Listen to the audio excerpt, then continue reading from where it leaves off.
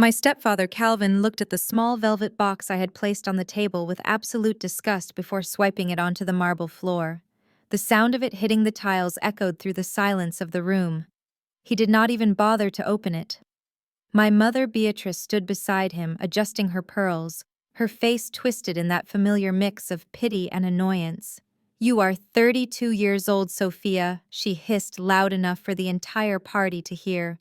"And you are still bringing us cheap trinkets and eating our food. You are a freeloader, a parasite. We do not want your gift. We want you to leave and take your bad luck with you." I looked down at the box on the floor. Inside was the deed to their house fully paid off, along with a check for $500,000. I bent down, picked up the box, and dusted it off. I smiled at them, a calm, terrifying smile. "Okay," I said softly. "I will leave. But remember, you refused the gift." Before I tell you what happened when they finally realized what was in that box, let me know where you are watching from in the comments below. Please hit like and subscribe if you have ever been underestimated by the very people who are supposed to support you. My name is Sophia, and for years my family has viewed me as the black sheep. The failure. The one who did not marry rich or become an internet celebrity like my younger sister. Growing up in the affluent Buckhead district of Atlanta, appearances were everything. My parents, Beatrice and Calvin, were masters of illusion. They drove leased luxury cars and wore designer clothes with the tags tucked in so they could return them later. They were obsessed with looking wealthy, while I was obsessed with actually becoming wealthy. I work as a senior forensic accountant. Essentially, I hunt down hidden money for the federal government and Fortune 500 companies. I make more in a month than my stepfather makes in 2 years, but they do not know that. To them, I am just Sophia, who does some boring office work and drives a beaten-up 2012 Honda Civic. That afternoon, driving to their 30th wedding anniversary, I knew exactly what I was walking into. I adjusted the rearview mirror, checking my reflection. I was wearing a bespoke black suit tailored in Milan. To the untrained eye, it was simple. To anyone who knew quality, the fabric screamed power. But I knew my mother would hate it. I pulled up to the gate of the rented estate they were using for the party. A security guard in an ill-fitting uniform stepped out, holding up his hand. He looked at my dented Honda, then at me, and smirked. "Deliveries are around the back, miss," he said, barely looking me in the eye. I rolled down the window. "I am not a delivery driver. I am a guest. Sophia Vance. My parents are the hosts." The guard let out a short, mocking laugh. He looked down at his clipboard, pretending to scan it. "Vance. Vance. Nope. Don't see a Sophia Vance on the VIP list. Look, honey, if you are here to drop off the catering or clean the toilets, just go to the service entrance. We have Bentleys and Porsches coming through here. We cannot have this piece of junk blocking the driveway." I tightened my grip on the steering wheel. This was typical. My parents probably told security to filter out anyone who did not look the part. "Call Beatrice Vance," I said calmly. "Tell her Sophia is here." He rolled his eyes but grabbed his radio. A moment later, the wrought iron gates buzzed open, but not before he gave me one last dismissive wave. As I drove up the winding driveway, I saw my mother standing on the front porch. She was not smiling. She looked like she was about to have a stroke. She was frantically waving her hands, signaling me to steer away from the main entrance. I ignored her and pulled right up to the front steps, parking directly behind a rented white Rolls-Royce. As I stepped out of the car, the humid Atlanta air hit me, but it was nothing compared to the heat coming from my mother's glare. "What are you doing?" she shrieked, rushing down the stairs. Her heels clicked aggressively on the pavement. "Move this rust bucket immediately. The mayor is arriving in 10 minutes. Do you want him to think we are running a junkyard?" "Hello to you too, Mother," I said, locking the car door with a deliberate click. "Happy anniversary." She ignored my greeting, her eyes scanning me from head to toe. Her lip curled in distaste as she took in my black suit. "Oh God, Sophia. Really?" She gestured vaguely at my outfit. "It is a pearl anniversary. Pearl. White. Cream. Elegant. You look like you are going to a funeral, or like you are one of the wait staff. Did you do this on purpose? Did you wear black just to curse our marriage? It is a $2,000 suit, Mother, I thought to myself, but out loud I just said, "It is professional, and I'm comfortable." Comfortable, she scoffed, grabbing my arm and pulling me away from the front door. You are selfish. That is what you are, always trying to dampen the mood with your depressing vibe. Listen to me clearly. You are not going in the front door. Excuse me. I pulled my arm back. You heard me. The photographer is setting up in the foyer for the grand entrance photos. I do not want you in the background ruining the aesthetic. You go around to the kitchen entrance and stay in the back until everyone is seated. I stared at her. She was serious. She wanted her own daughter to enter through the servants' entrance because my car and my clothes did not fit her Instagram aesthetic. Fine, I said. I did not want to cause a scene. Not yet. As I walked along the side of the house toward the kitchen, I passed the large bay windows of the dining hall. I could see the decorations inside. From a distance, it looked lavish. But up close, walking past the windows, I saw the truth. My forensic eye never turns off. I noticed the tags still dangling from the bottom of the silk drapes. Rental tags. I saw the floral centerpieces. They were high-quality silk, not real flowers. Reusable. And the silverware on the tables was mismatched, likely cobbled together from different rental sets to save money. It was all a facade. A desperate hollow shell of wealth. Just like their love for me. I pushed open the heavy kitchen door and stepped into the chaos of the catering staff. The smell of roasted chicken and heavy perfume filled the air. My stepfather Calvin was standing by the island pouring himself a glass of expensive scotch. His tie was already loosened and his face was flushed. He looked up as I entered, his eyes narrowing. "Ah, look who decided to show up!" He boomed, his voice thick with false joviality that did not mask the disdain. The prodigal daughter. Or should I say the charity case? "Hello, Calvin," I said, brushing past a waiter carrying a tray of champagne. He blocked my path, swirling his drink. "You know your mother was crying this morning. She was worried you would not bring a gift. She said Calvin Sophia is struggling, maybe we should not expect anything." But I told her nonsense. Sophia has been living rent-free in her grandmother's house for 10 years. Surely she has saved up enough pennies to buy her parents something nice for once. I felt a muscle in my jaw twitch. Living rent-free. That was the narrative they spun. The truth was, I had bought that house from the bank quietly when it was about to be foreclosed on 10 years ago. They had no idea I was their landlord. "I brought a gift," I said, patting my purse where the velvet box sat. "Do not worry." He laughed, a harsh barking sound. "Good. Because God knows you owe us. I raised you. I put a roof over your head when your real father ran off. And how do you repay me? By sulking around in cheap suits and driving a car that belongs in a compactor." He leaned in closer, his breath smelling of alcohol and expensive cigars. "Just try not to embarrass us today, Sophia. Your sister Jasmine is bringing her new husband, Kyle. He is a big shot in the tech world. Real money. Not whatever pennies you scrape together. Try to learn something from them." I stared at him, my expression unmoving. I knew about Kyle. My team had been investigating a crypto scheme for the past 3 months. The name Kyle Jenkins was at the top of our suspect list. But Calvin did not know that. He only saw the rented Lamborghinis and the flash. "I will do my best, Calvin," I said. Just then, a roar of an engine echoed from the front driveway. It was loud, obnoxious, and demanding of attention. Calvin's face lit up like a child on Christmas morning. "That must be them," he shouted, forgetting about me instantly. He rushed out of the kitchen, adjusting his tie. Jasmine, Kyle. I stood alone in the kitchen, surrounded by strangers in catering uniforms. One of the servers, an older woman with kind eyes, looked at me. "Can I get you a drink, honey?" she asked softly. "You look like you need one." I smiled at her, a genuine smile this time. "Sparkling water, please. I need to keep a clear head. The show is just beginning." I took the glass and walked towards the swinging doors that led to the main hall. I could hear the applause.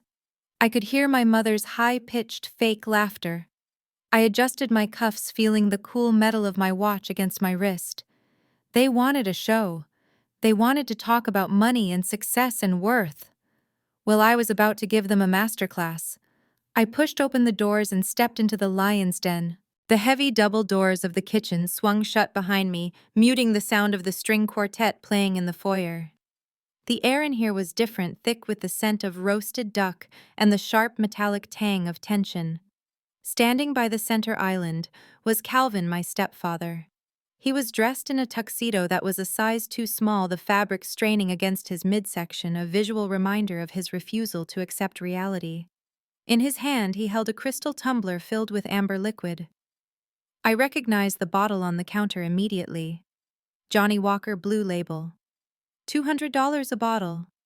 It was an extravagant choice for a man who had called me 3 times last week claiming he could not afford to fix the leaking roof.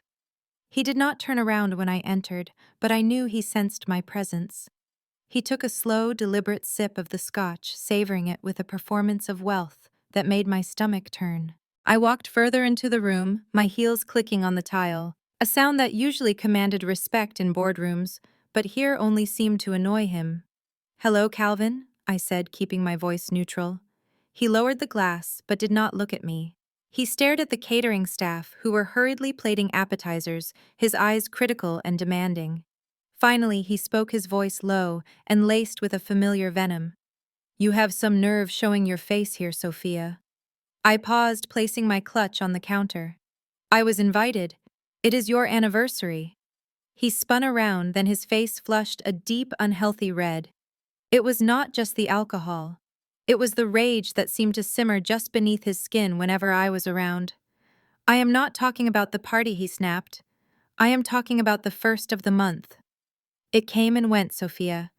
And my bank account is still looking lighter than it should be. Or did you forget about your obligations?" I stared at him, genuinely confused for a split second before the realization hit me. He was trying to shake me down. Again. Since I turned 18, Calvin had concocted this insane narrative that I owed him what he called a retroactive raising fee. He kept a mental ledger of every meal I ate, every pair of shoes he bought, and every field trip he paid for when I was a child. He believed I should be paying him back with interest. "I did not forget," I said, my voice hardening. "I transferred $2,000 to your personal account on the morning of the 1st. I have the transaction ID on my phone right now if you want to see it."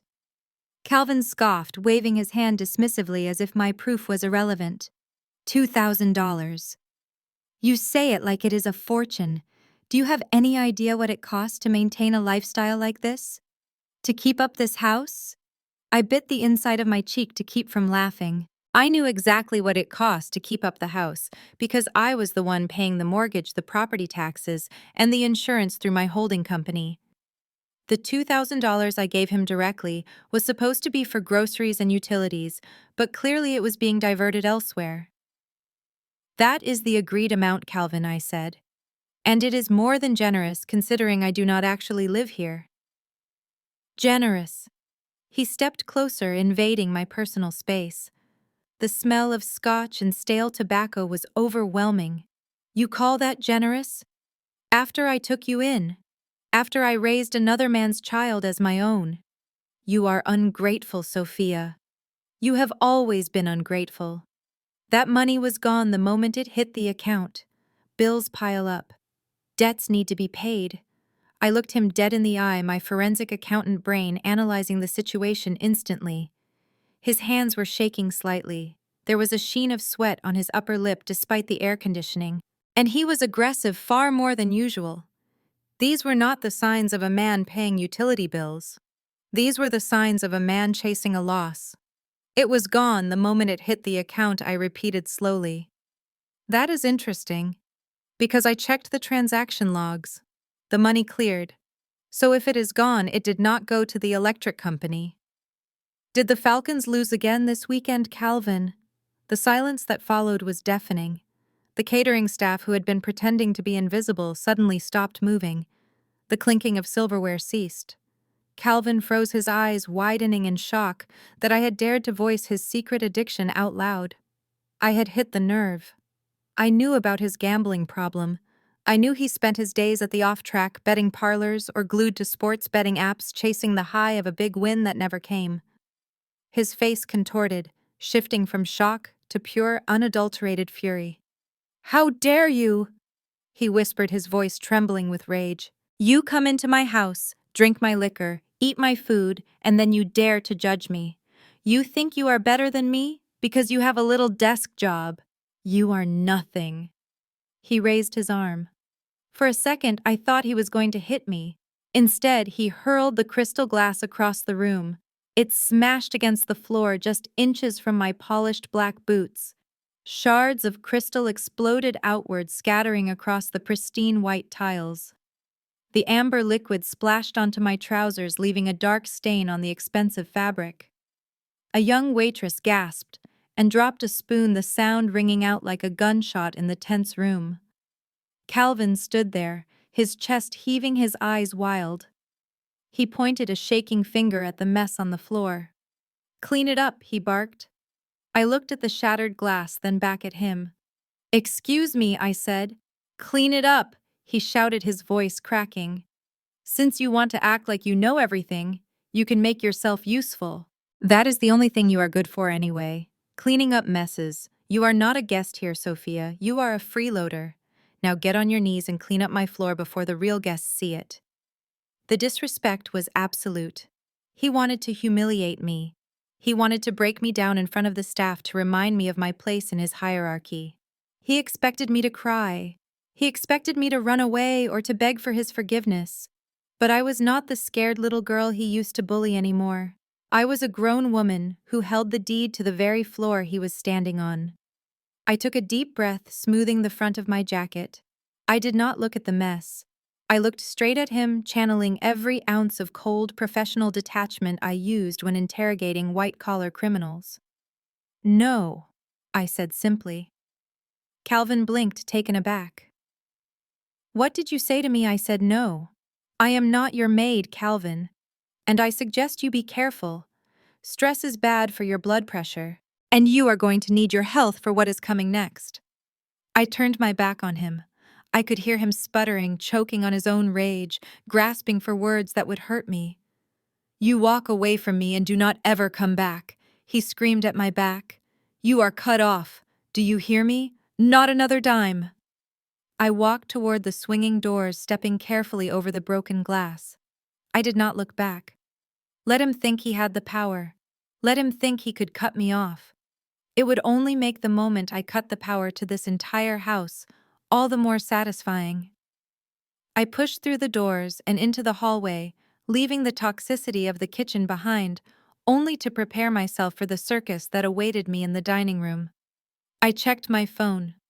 A text from my assistant confirmed that the dossier on Kyle was ready and uploaded to the cloud. I slipped the phone back into my pocket. Calvin thought a broken glass was a disaster. He had no idea that I was about to shatter his entire world. The real storm was just beginning.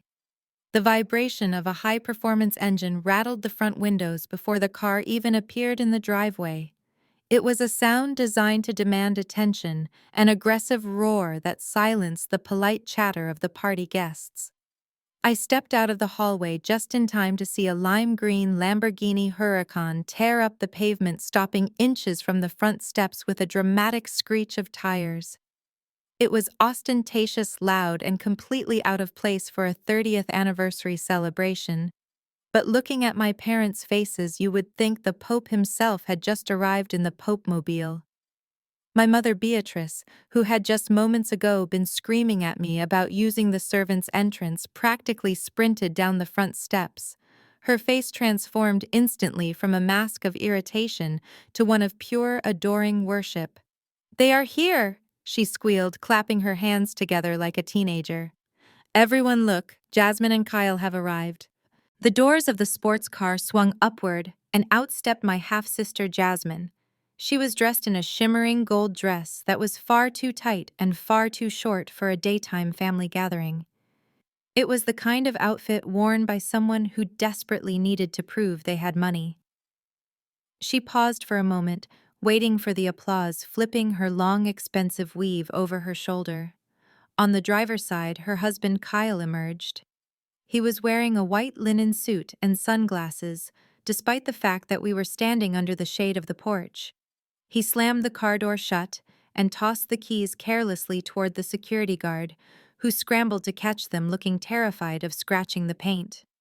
"Jasmine, my baby, my golden girl," my mother cried out, embracing her tightly. "You look stunning, absolutely stunning, like a movie star." Jasmine pulled away slightly, careful not to wrinkle her dress. "Hi, Mom. Happy anniversary. Sorry we are late.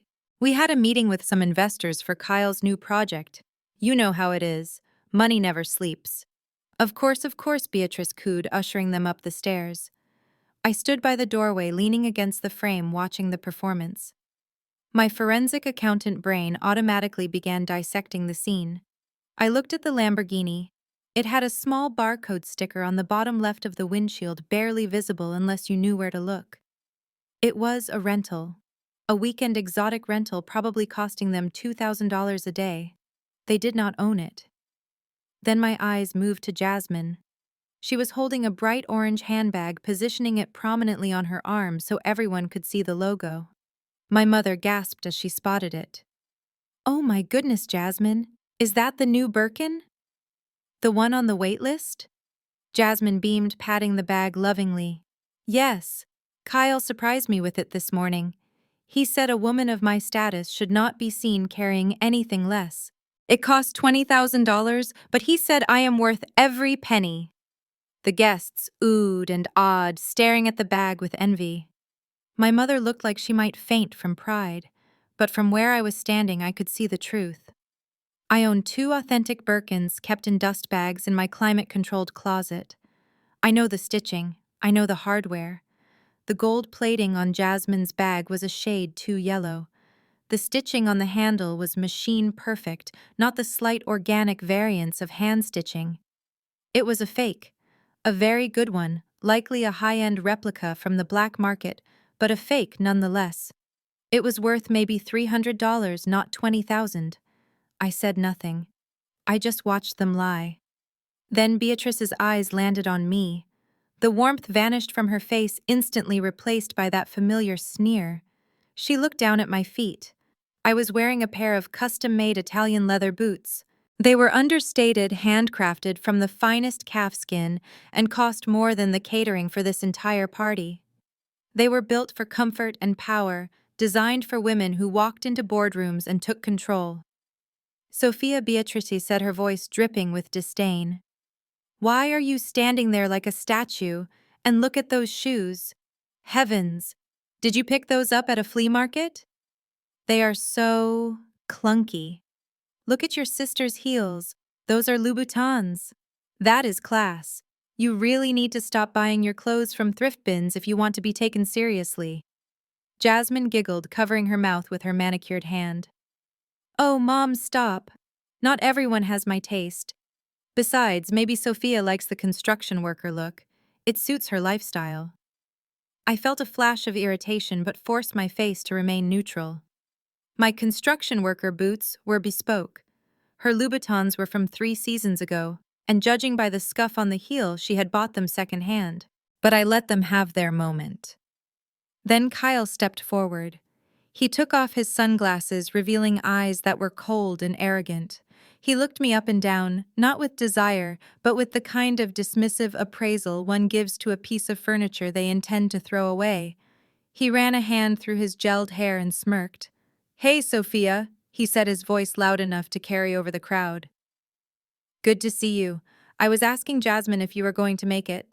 I know gas prices are up, figured that might be a struggle for you right now." I smiled tightly. "Hello, Kyle. I managed just fine." He chuckled, shaking his head as if I were a cute but dim child. Good. Listen, I was actually going to text you. My new crypto startup Metacoin is exploding right now. We are moving into a new office downtown next month. We are looking for support staff.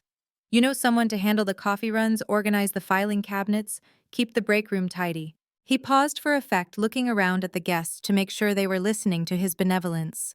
"It pays $15 an hour," he continued.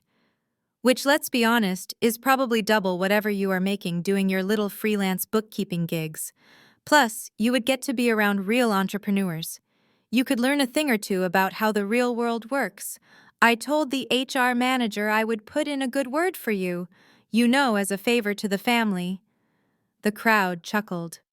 My stepfather Calvin slapped Kyle on the back, grinning. That is generous of you, son. Very generous. Sophia, you should thank him.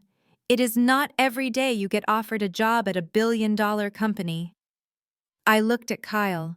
I looked at his smug, self-satisfied face. He talked about Metacoin like it was the next Apple. What he did not know was that my team at the agency had been tracking Metacoin's wallet addresses for months. We knew it was a classic Ponzi scheme. We knew he was using new investor money to pay for that rental Lamborghini and that fake bag. We knew he was hemorrhaging cash and was currently under investigation by the SEC for securities fraud.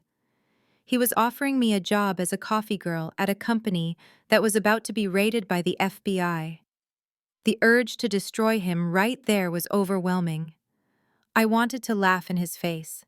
I wanted to tell him that my hourly consultation rate was higher than his entire net worth.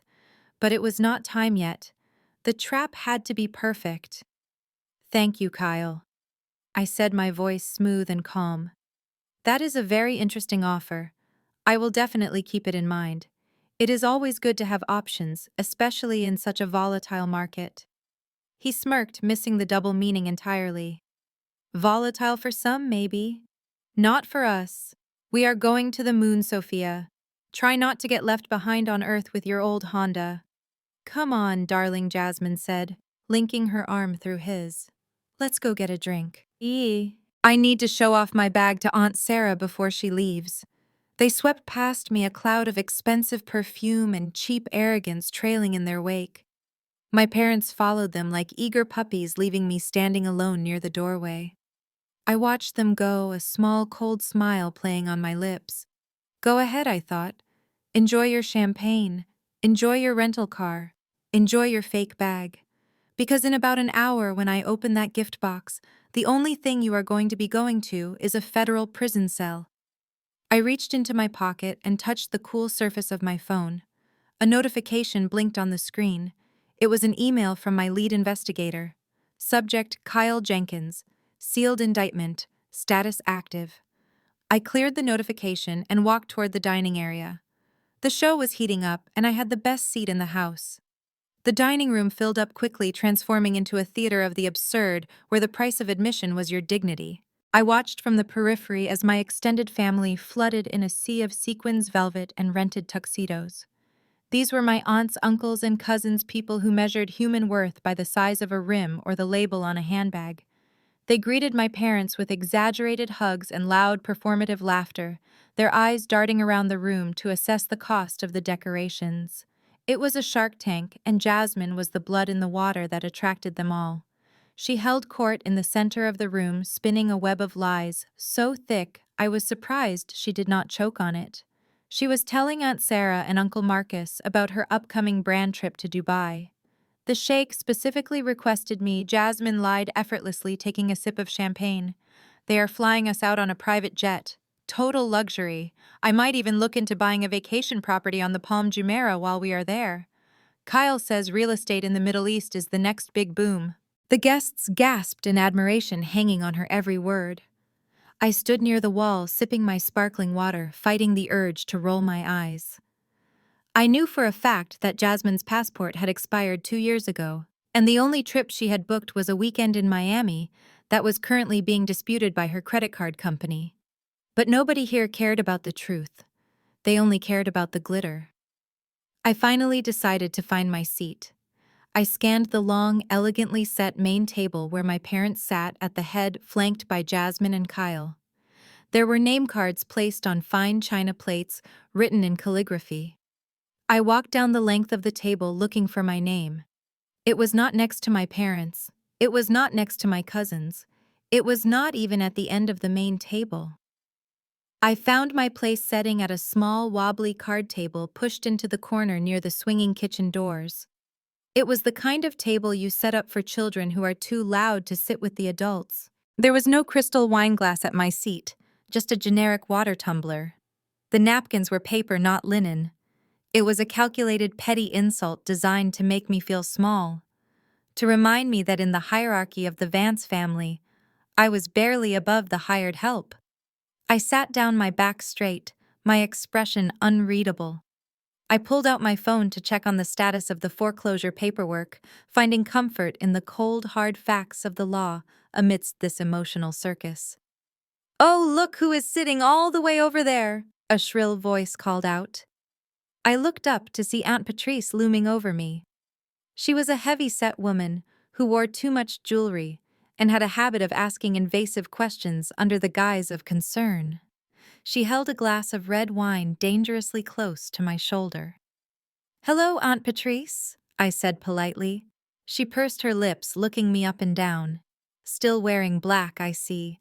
And still single. I heard your cousin Vanessa just got engaged to a neurosurgeon. He bought her a ring the size of a grape. When are you going to settle down, Sophia? Or are you too busy with your— what is it you do again? Filing papers." "I am a forensic accountant, Aunt Patrice," I corrected gently, "and I am focusing on my career right now. I am very happy." "Happy," she scoffed. "A woman is not happy without a husband, dear. You are 32. The clock is ticking. You do not want to end up alone with nothing but your files to keep you warm. Maybe you should lower your standards. Not everyone can catch a prize like Kyle." Before I could respond, my mother's voice cut through the air like a serrated knife. She had walked over to join the conversation, clearly delighting in seeing me cornered. "Don't waste your breath, Patrice," Beatrice said, placing a possessive hand on Aunt Patrice's arm. "We have tried to set her up. I even asked the gardener if he had a single brother. But honestly," Beatrice lowered her voice to a stage whisper that was meant to be heard, "even a dog would not want her. She has no personality, no charm. She is just plain cold. Men want warmth, Sophia. They want a woman, not a calculator." A few cousins nearby snickered. Aunt Patrice looked at me with faux pity. "Oh, Beatrice, do not be so harsh. Maybe she just needs a makeover. Jasmine could help her." I picked up my water glass, my hand perfectly steady. The insult was vile, designed to strip me of my femininity and my humanity. But coming from a woman who was technically homeless and living in a house owned by the daughter she despised, the words lost their sting. They were just noise. "I think I will pass on the makeover," I said calmly. "I prefer to rely on my intelligence rather than my contouring." My mother glared at me, her mouth opening to deliver another barb, but she was interrupted by a loud, booming laugh from the main table. It was Kyle. He was standing up, holding a glass of wine, surrounded by Uncle Marcus and several other male relatives who were listening to him with rapt attention. "The thing about the blockchain," Kyle announced, his voice projecting across the room, "is that it is totally untraceable, tax-free wealth. See, when I bought the Lamborghini, I wrote it off as a marketing expense for Metacoin. That is the beauty of decentralized finance. You can wash your assets through the crypto wallets and the IRS cannot touch you. It is a loophole for the smart guys. That is how the rich stay rich, gentlemen. We do not pay taxes on capital gains if we move it fast enough." Uncle Marcus nodded sagely. "Is that right? I have been worried about my portfolio taxes." "Oh, absolutely," Kyle continued, puffing out his chest. "My accountant set it up so that any loss in crypto offsets my income tax to zero. It is called a wash sale, totally legal if you know the right people." I felt a physical reaction in my brain. It was the same feeling I got when I saw a red flag in a ledger. He was not just spouting nonsense. He was admitting to federal crimes in a room full of witnesses. And he was wrong. Painfully, dangerously wrong. I could not help myself. The professional in me overrode the daughter. "Actually, that is incorrect," I said. My voice was not loud, but it was clear, cutting through the murmurs of the dining room. The conversation at the main table stopped. Kyle turned to look at me, blinking in confusion. "Excuse me?" he asked, a smirk playing on his lips. "Did the little secretary say something?" I stood up slowly, smoothing the lapel of my jacket. I walked toward the main table, stopping just outside the circle of men. "I said that is incorrect, Kyle. I spoke clearly, my tone devoid of emotion. The IRS closed the wash sale loophole for cryptocurrency assets, and while the specific legislation is still evolving, claiming a personal luxury vehicle, like a Lamborghini, as a marketing expense, without proper commercial usage logs, is an immediate audit trigger. Furthermore, blockchain is not untraceable. Every transaction is recorded on a public ledger. If you are moving assets to avoid capital gains taxes, that is not a loophole. That is tax evasion under Title 26 of the United States Code, and it carries a penalty of up to 5 years in federal prison per count. The room went dead silent. You could hear a pin drop. Uncle Marcus looked from me to Kyle, his brow furrowed. Kyle's face turned a shade of purple that clashed horribly with his linen suit. He let out a nervous, high-pitched laugh. "Whoa, listen to her," he stammered, looking around for support. "She reads one article on Google and thinks she is an expert. Stick to balancing checkbooks, Sophia. This is high-level finance. You wouldn't understand the complexity of what we do." I smiled. It was a sharp, dangerous smile. I understand enough to know that a wash sale rule applies when you sell or trade securities at a loss and buy significantly identical securities within 30 days, I countered effortlessly. And I understand that admitting to structuring transactions to hide assets from the IRS in front of a room full of people is incredibly reckless. But please continue explaining how you are smarter than the federal government. I am sure the agents investigating your sector would love to hear your theories. Kyle opened his mouth, but no sound came out. He looked like a fish gasping for air. For the first time, the arrogance cracked, revealing the panic underneath. He knew that I knew. He just didn't know how much. My mother slammed her hand on the table, breaking the silence. "Enough," she shrieked, her face contorted with embarrassment. "Sophia, sit down. You are ruining the dinner. You are just jealous because Kyle is a genius and you are a nobody. Stop trying to sound smart. You are embarrassing yourself." I looked at Kyle one last time. He refused to meet my gaze suddenly, very interested in his wine glass. I had planted the seed of fear. Now it was time to let it grow. "My apologies, Mother," I said, turning back to my little card table in the corner. "I just hate to see misinformation being spread. Please enjoy your appetizers." I sat back down at the kids' table, ignoring the whispers that erupted around the room. I took a sip of my water. It tasted refreshing. The first layer of their facade had been chipped away. Kyle was rattled. My parents were furious. And I was just getting started. The main course was coming, and with it, the end of their world. The waitstaff cleared the dinner plates, the clatter of china acting as a prelude to the main event my mother had been waiting for all evening. Beatrice tapped her spoon against her champagne flute, a sharp, piercing sound that silenced the room instantly.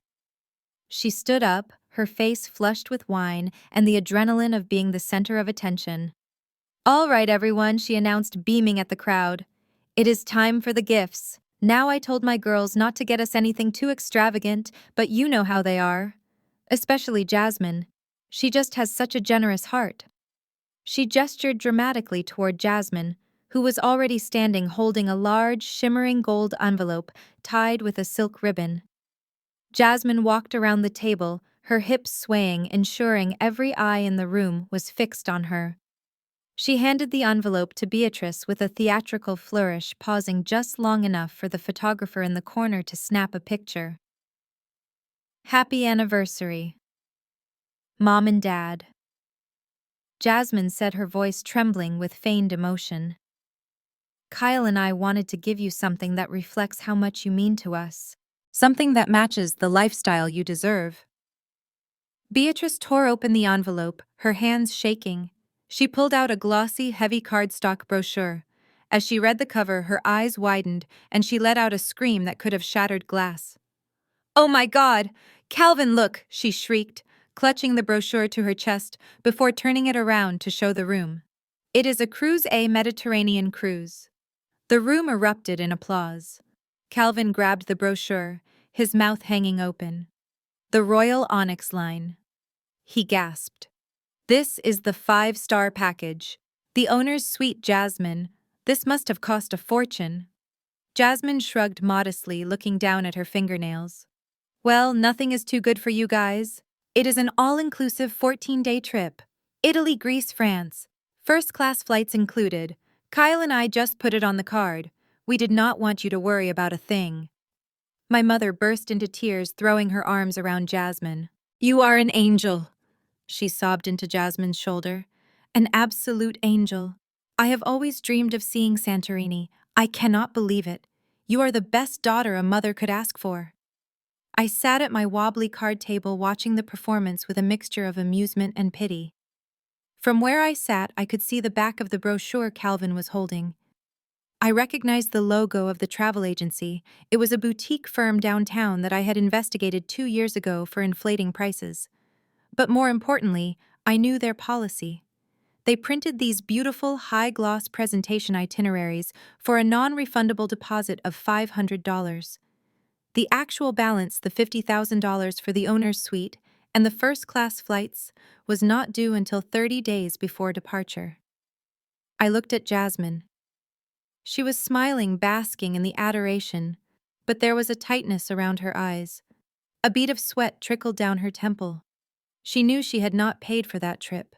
She had bought a $500 piece of paper to buy her parents' love for the evening, hoping that by the time the bill came due she would have scammed enough money from somewhere else to cover it.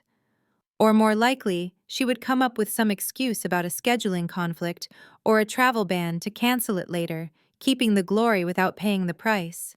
It was a classic Ponzi move. Selling a dream you do not own. Beatrice finally pulled away from Jasmine, wiping her eyes with a linen napkin. She looked at the brochure one more time, caressing it like a holy relic. I am just so overwhelmed, she sniffed. This is real love. This is what family does. They sacrifice to make each other happy. Then the atmosphere in the room shifted. The warmth that had filled the space during Jasmine's reveal evaporated instantly as Beatrice turned her head slowly, deliberately toward my corner. The guests followed her gaze. 50 pairs of eyes landed on me. And then there is Sophia, Beatrice said, her voice dropping an octave, losing all its sweetness. Calvin placed the brochure down on the table with reverence and crossed his arms, staring at me with a look of pure disappointment. Well, Sophia, he prompted. Your sister just gave us the Mediterranean. What did you bring? Or did you leave it in your other suit? I reached down and picked up the small black velvet box I had placed by my feet. It was unassuming. No gold ribbon, no glitter, just a simple high-quality box that fit in the palm of my hand. I stood up and walked toward the main table. The silence was heavy, suffocating. I could hear the hum of the refrigerator from the kitchen. I placed the box on the table in front of them, right next to the glossy cruise brochure. The contrast was stark. The flash of the fake cruise versus the dark, solid reality of my gift. Happy anniversary, I said quietly. Beatrice looked at the box, not making a move to touch it. She let out a short, derisive laugh. Look at the size of it, Calvin, she mocked, looking at the guests for validation. It is tiny. What is inside, Sophia? Let me guess. Is it one of those scented candles you make in your apartment to save money? Or maybe a coupon book, good for one free hug? The guests chuckled. A few cousins whispered behind their hands. It is small, Calvin agreed, poking the box with his index finger as if it were contaminated. You know, Sophia, it is not about the money, it is about the effort. Jasmine went out of her way to plan an experience. This looks like something you grabbed from a gas station counter on your way here. It is not a candle, I said, keeping my voice steady. Open it. Beatrice sighed, a long, exaggerated sound of suffering. She picked up the box with 2 fingers, treating it like a dead insect. Fine, she said.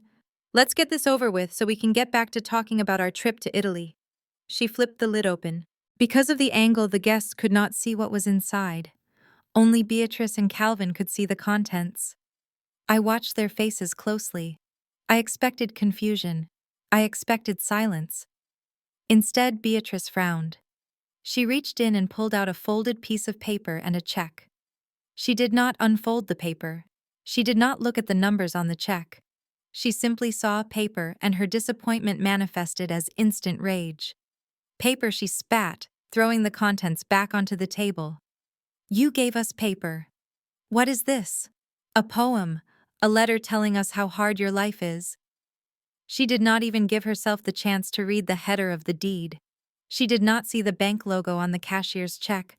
She was so blinded by her prejudice, so convinced of my failure, that she could not recognize a fortune when it was staring her in the face. "I cannot believe you," Calvin shouted, slamming his hand on the table, causing the silverware to jump. "We are celebrating 30 years of building this family, and you insult us with this. Jasmine gives us a vacation.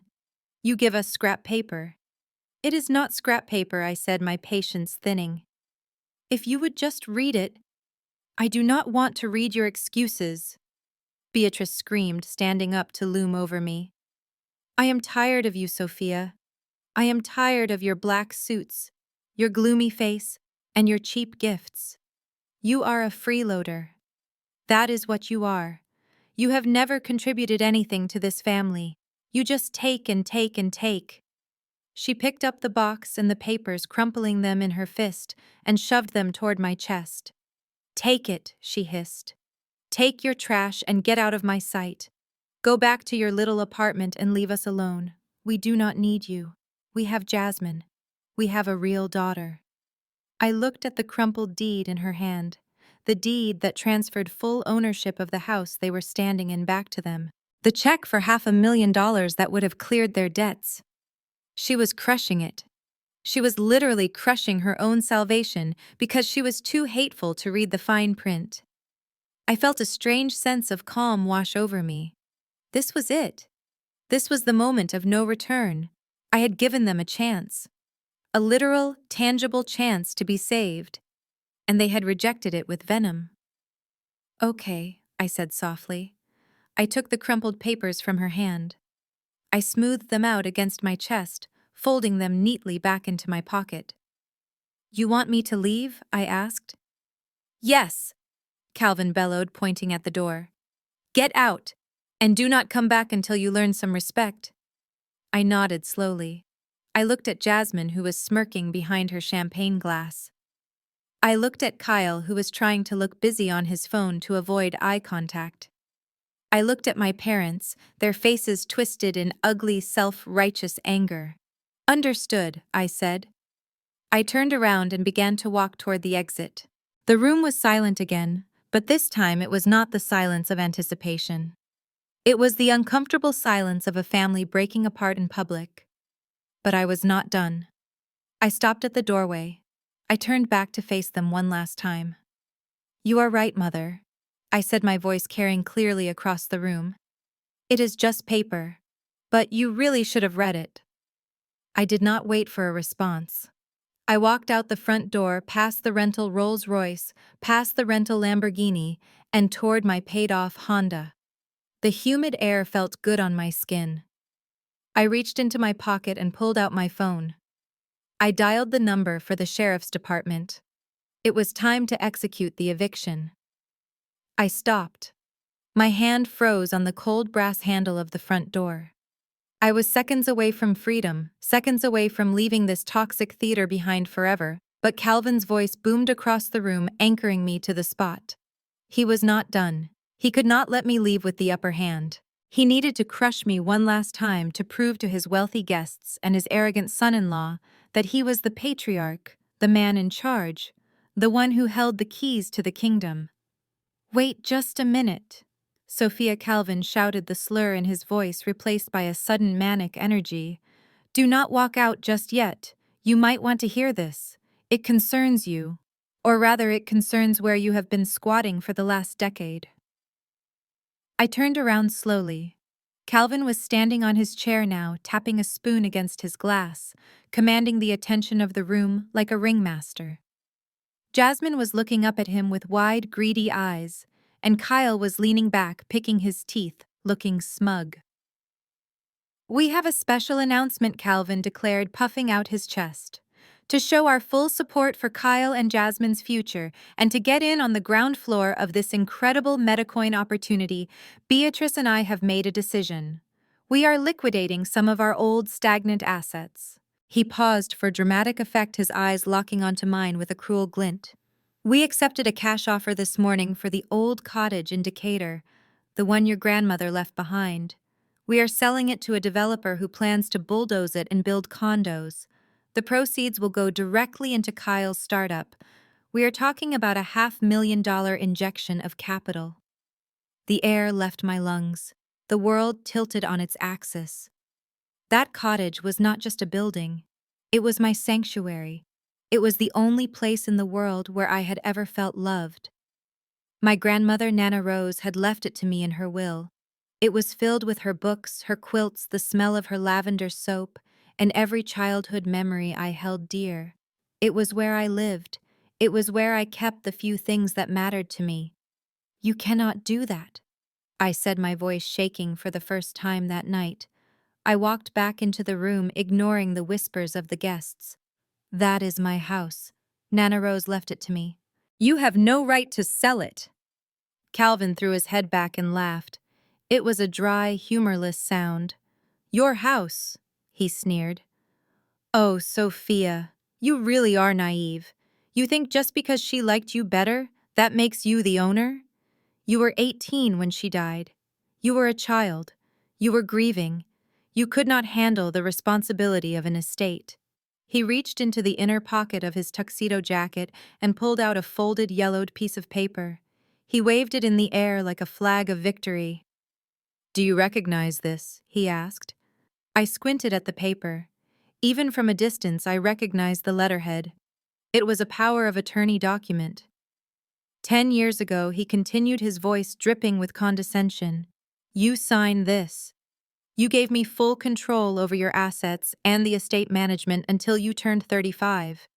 You trusted me to handle your affairs because you were too busy crying in your dorm room to deal with property taxes and insurance. This document gives me the legal right to sell, transfer, or liquidate any property in the estate. And guess what, sweetheart? You are only 32. I am still the captain of this ship. I felt a cold shiver run down my spine. I remembered that day. I was 18, heartbroken, barely able to function after the funeral. Calvin had come to me with a stack of papers telling me they were just formalities for the insurance, just things to keep the lights on. I had signed them without reading. I had trusted him because he was the only father figure I had. He had weaponized my grief. He had stolen my inheritance with a ballpoint pen while I was wiping tears from my eyes. Kyle let out a low whistle. Nice move, Calvin. That is what I call asset management. Turn that dead weight into crypto, and we will double it in 6 months.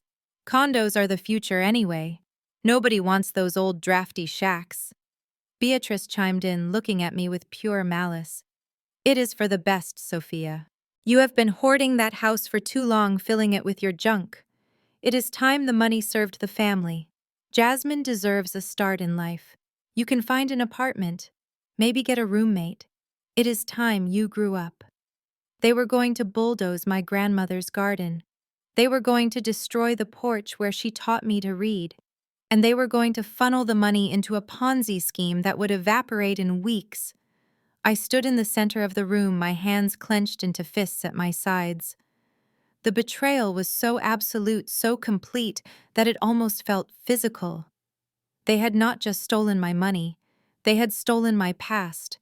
They had waited until their anniversary in front of everyone to twist the knife. But then something shifted in my mind. I looked at the yellowed paper in Calvin's hand. I looked at the date he was so proudly pointing to. And then I looked at my forensic accountant brain, which remembered every document I had ever filed. Calvin was smiling, thinking he had checkmated me. He thought I was the same helpless 18-year-old girl. He did not know that 3 years ago, when I started my own firm, I had run a full audit on myself. I had found that document, and I had found something else. I took a step closer to him. The sadness in my chest evaporated, replaced by a cold, hard resolve. Let me see that, I said. Calvin smirked and held it out just out of my reach. Look, but do not touch. It is a legal binding document, Sophia. Signed, sealed, and delivered. I looked at the signature. It was shaky. It was the signature of a grieving child, but then I looked at the notary stamp at the bottom. "You are right, Calvin," I said, my voice dropping to a whisper that forced everyone to lean in. I did sign something that day. I signed a limited power of attorney for medical decisions because I was going into surgery for my appendix a month later. I never signed a general power of attorney for property assets. Calvin's smile faltered for a fraction of a second. "Don't lie. It is right here." I looked closer. The font on the first page was Times New Roman. The font on the signature page was Arial. "That is a Franken document," I announced loud and clear. "You took the signature page from my medical release form and stapled it to a property management contract. And look at the date on the notary stamp, Calvin." I pointed a finger at the paper. "The date is August 15th, 2012. I was in London on a study abroad program that entire month. My passport stamps prove it. I was not even in the country to sign that document in front of a notary." The room went silent. Kyle stopped picking his teeth. Beatrice stopped drinking her wine. Calvin looked at the paper, his hands suddenly trembling. That is a clerical error," he stammered, sweat beading on his forehead. "The notary must have put the wrong date." "It is not an error," I said, stepping forward until I was toe-to-toe with him. "It is forgery. It is fraud. And attempting to use a forged document to sell a property you do not own is a felony. You are not selling my house, Calvin. You are handing me the evidence I need to put you away." I reached out and snatched the paper from his hand before he could react. He lunged for it, but I stepped back. "Give that back," he screamed, his face turning purple. "No," I said, folding the paper and sliding it into my pocket next to the deed. "This is going into the evidence file. You wanted a war, Calvin? You wanted to take the only thing I had left. Congratulations, you just declared war on a federal investigator. And unlike you, I do not bluff." I looked at Kyle, who was suddenly looking very interested in the exit. "And you, Kyle," I said. "You better hope your investors do not find out you are trying to fund your company with stolen real estate." The atmosphere in the room had shifted from a party to a crime scene. I could feel the panic radiating off my parents. They had pushed too far. They had tried to take the one thing that was sacred, and in doing so they had handed me the weapon I needed to destroy them. I turned back to the door, my heart pounding not with fear, but with the thrill of the hunt. The gloves were off. Calvin stood there clutching the empty air where the forged document had been his face, a portrait of impotent rage. He opened his mouth to scream again, to demand the paper back, to call security, anything to regain control of the narrative he was losing so rapidly. But before he could unleash another tirade, a hand clamped firmly onto his shoulder. It was Kyle. The golden boy stepped forward, physically moving my stepfather aside, as if he were a piece of furniture that had served its purpose. Kyle adjusted his white linen jacket, flashed a blindingly fake smile at the shocked guests, and then turned his attention to me. The shift in the room was palpable. Calvin was the brute force, the bludgeon, but Kyle was the manipulator, the snake who believed he could charm the birds out of the trees before eating them. He walked toward me slowly, casually, one hand in his pocket, the other holding his wine glass by the stem. He shook his head with a look of exaggerated disappointment, like a teacher dealing with a slow student. "Sophia. Sophia. Sophia," he sighed, stopping just inside my personal space. His cologne was overpowering, a musk that smelled like money and desperation. "Let's all take a deep breath here. You are getting everyone worked up over nothing. You are being emotional, and quite frankly, it is hysterical." I stared at him, my expression unmoving. "I am not emotional, Kyle. I am legal. There is a difference. Your father-in-law just admitted to forgery." "That is not nothing." Kyle chuckled, a dismissive sound that grated on my nerves. "See, this is the problem with people like you. You get hung up on the small print. You get obsessed with the technicalities, and you miss the big picture. You are looking at a tree and missing the forest, while I am busy buying the forest and turning it into a lumber empire. He turned to the guests, spreading his arms wide. What Sophia fails to understand, because she has never operated at this level of business, is that we are talking about vision. We are talking about the future. That cottage she is so attached to. It is a rotting pile of wood in a zip code that is barely up and coming. It is a liability. It is a dead asset.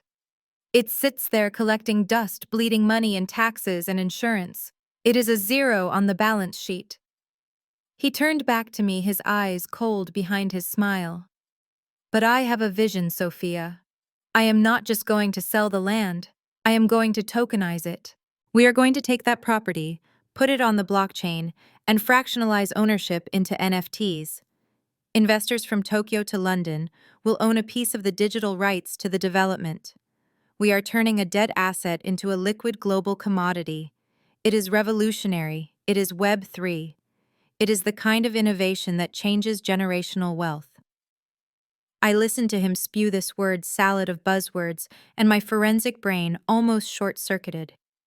He was describing a securities offering, an unregistered, unregulated securities offering backed by a property he did not own using a forged title.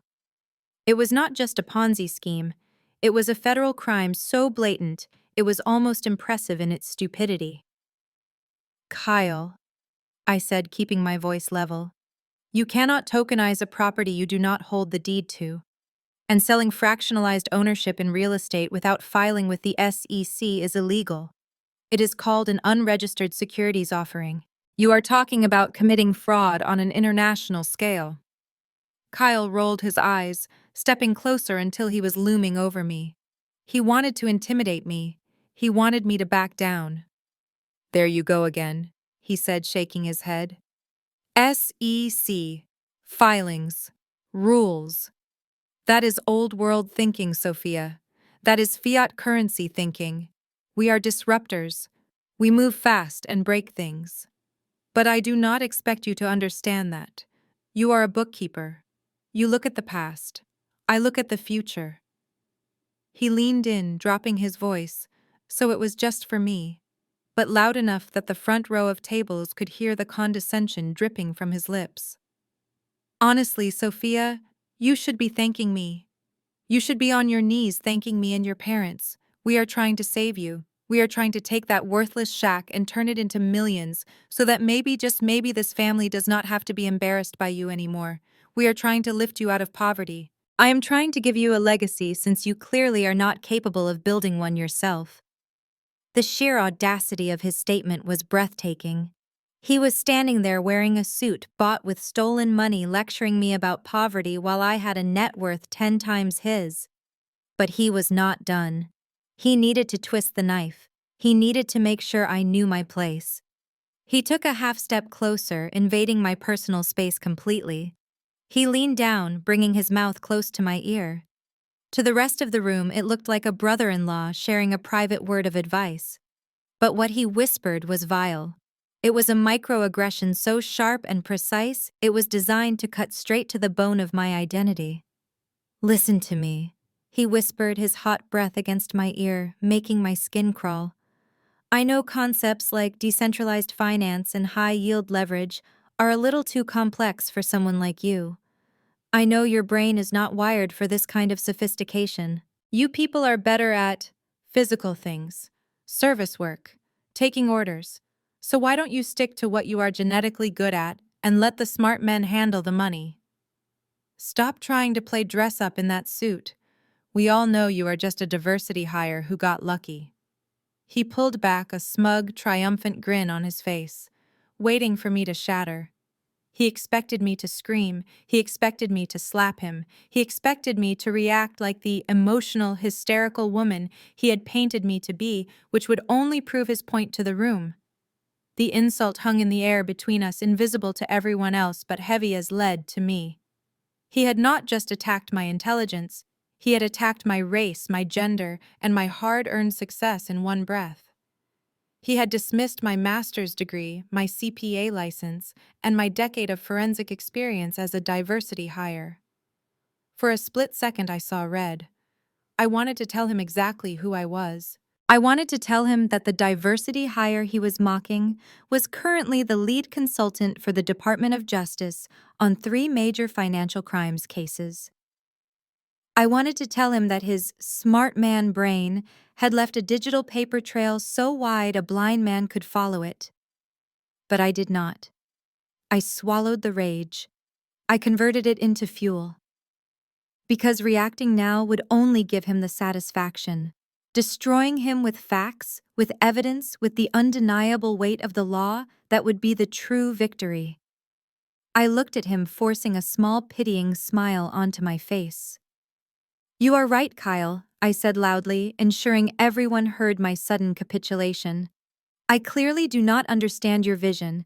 It is just too advanced for me." Kyle beamed, straightening his jacket, thinking he had won. Thinking he had put the dog back in its kennel. "Exactly," he said, turning back to the crowd. "See? She admits it. No hard feelings, Sophia, just stay in your lane." I reached into my bag. My hand brushed against the cool, thick folder of the FBI indictment. "I will stay in my lane, Kyle," I said, my fingers closing around the file. "But before I go, since you are so keen on educating me about the future, I think you should see the present. You said you wanted to turn that house into a token.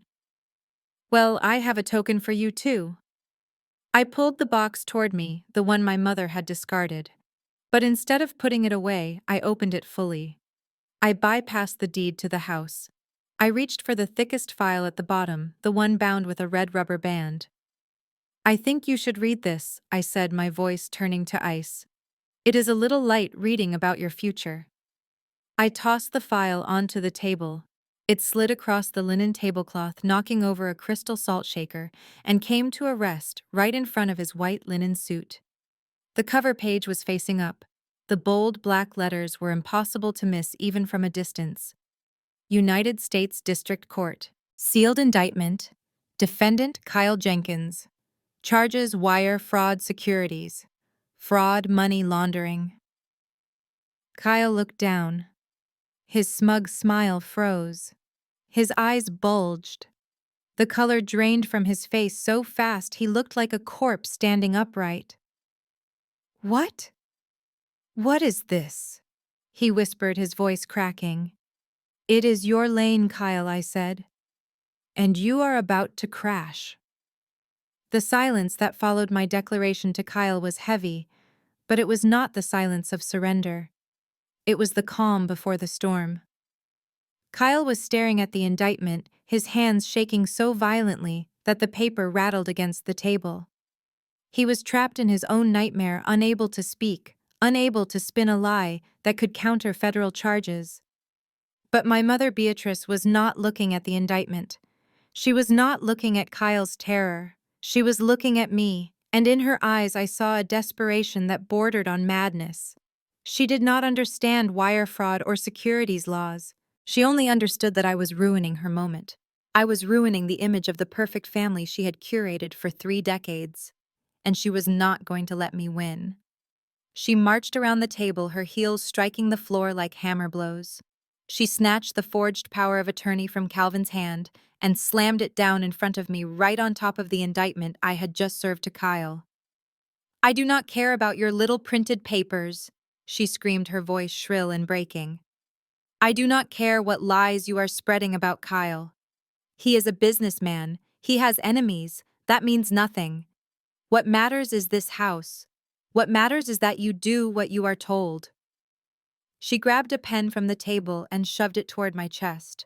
The tip dug into the fabric of my suit, leaving a small ink stain, but I did not flinch. "Sign it," she commanded. "Sign the consent form, right now, in front of everyone. Show them that you are a supportive sister. Show them that you are not a selfish, jealous little witch who wants to destroy her family's happiness." I looked at the pen. I looked at her manic, contorted face. She was trembling, sweat ruining her heavy makeup. She looked less like a matriarch and more like a cornered animal. "I will not sign it, Mother," I said calmly. "I will never sign it. That house is not yours to sell.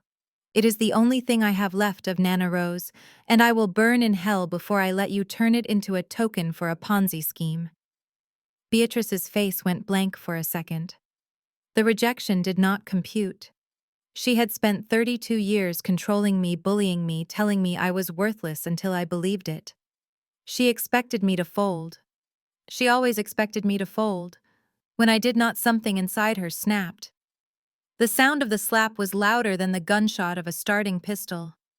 It echoed off the high ceilings, a sharp, wet crack that made 50 people gasp in unison. My head snapped to the side. The force of the blow was shocking. My cheek burned instantly, a throbbing heat that radiated down to my jaw. I tasted the metallic tang of copper in my mouth. My lip had split against my teeth. The room froze. The waiters stopped moving. The music seemed to die. Even Kyle looked up from his indictment, his eyes wide. Beatrice stood there, her hands still raised, her chest heaving. She did not look sorry. She looked exhilarated.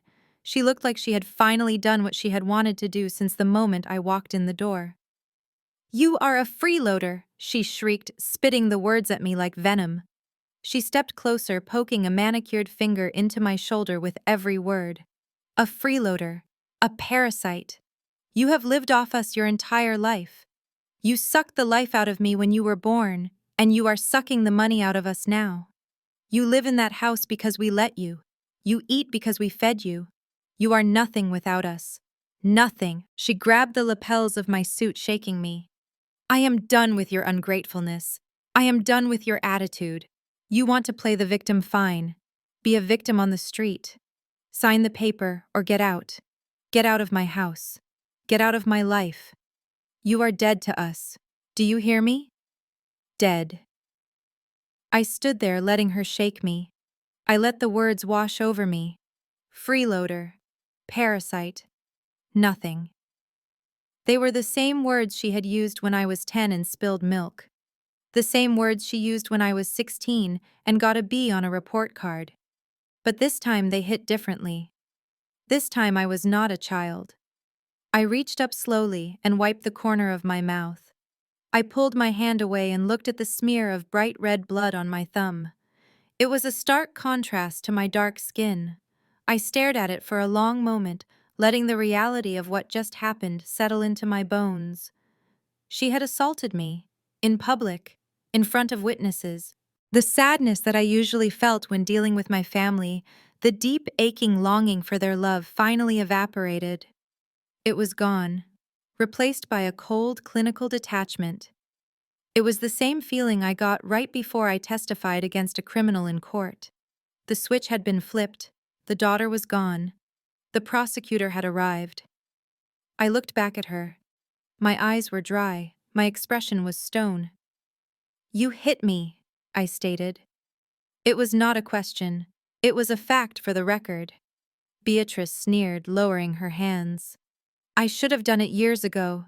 Maybe it would have knocked some sense into you. Now get out, and take your trash with you." She pointed at the gift box on the table, the one she had ignored, the one she had mocked. I smoothed my jacket.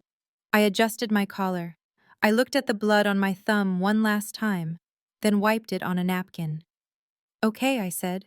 My voice was terrifyingly soft. "I will go. I will leave you to your celebration. I will leave you to your police investigation." I took a step back, creating distance between us. I looked at Calvin, who was avoiding my gaze. I looked at Kyle, who was sweating through his linen suit. And finally, I looked at Beatrice, who was standing tall, thinking she had won because she had struck the first blow. But before I walk out that door, I said, my voice rising just enough to command the room, "There is one last thing. You called me a freeloader. You said I have never contributed. You said I am nothing without you." I pointed to the black velvet box sitting open on the table. The indictment was out of it, but the bottom layer was still untouched. "You refused to look in the box, Mother. You were so busy insulting me that you missed the punchline. You saw the indictment for Kyle, but you did not see the papers underneath it. Beatrice rolled her eyes. I do not care about your papers, Sophia, leave. I ignored her. I walked back to the table. The guests parted for me like the Red Sea. I picked up the box. I reached inside and pulled out the final stack of documents. It was bound in a blue legal folder. You should care, I said, because this paperwork answers the question you asked earlier. You asked who has been paying for this lifestyle. You asked who has been keeping the lights on. I held up the document. This is the deed to this estate, 1204 Oakwood Drive, and attached to it is the mortgage payoff confirmation from the bank. Beatrice froze. What are you talking about? We pay the mortgage. We pay the bank every month. I shook my head slowly. No, Mother. You pay a shell company called Vancorp Holdings. You have been paying them for 10 years.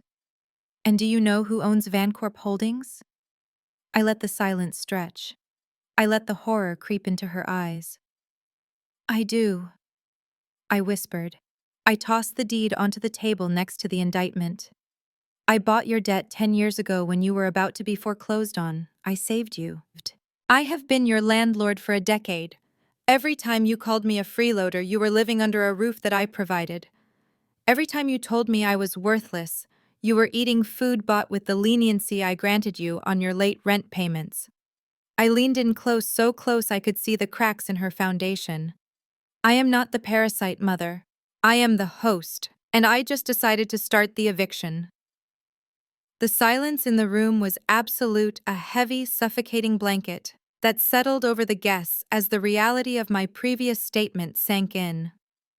Beatrice was still staring at the deed on the table, her mouth opening and closing like a fish out of water, unable to comprehend that the daughter she despised was the owner of the roof over her head.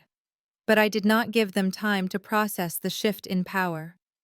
I did not give them a moment to recover or to spin a new narrative. I had promised them a gift, and I was going to deliver it in full. I reached back into the black velvet box. It looked so small, so innocuous, sitting there on the white linen tablecloth, yet it held the power to dismantle their entire manufactured reality. There were 3 dossiers inside, color-coded for simplicity, because I knew my family struggled with complex truths. I bypassed the blue folder containing the house documents that were already on the table. My hand hovered over the remaining 2. I chose the green one first. Green for envy, green for greed, green for money, or in this case, the complete lack thereof. I pulled the thick file out. It was heavy bound with a metal clip, the edges of the papers sharp and crisp.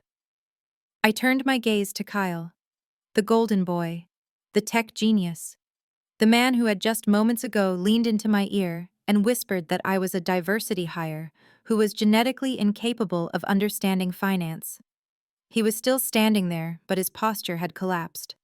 The smug arrogance had been replaced by a feral, cornered look. He was watching my hands, watching the file, and I could see the sweat beading on his upper lip, ruining his foundation.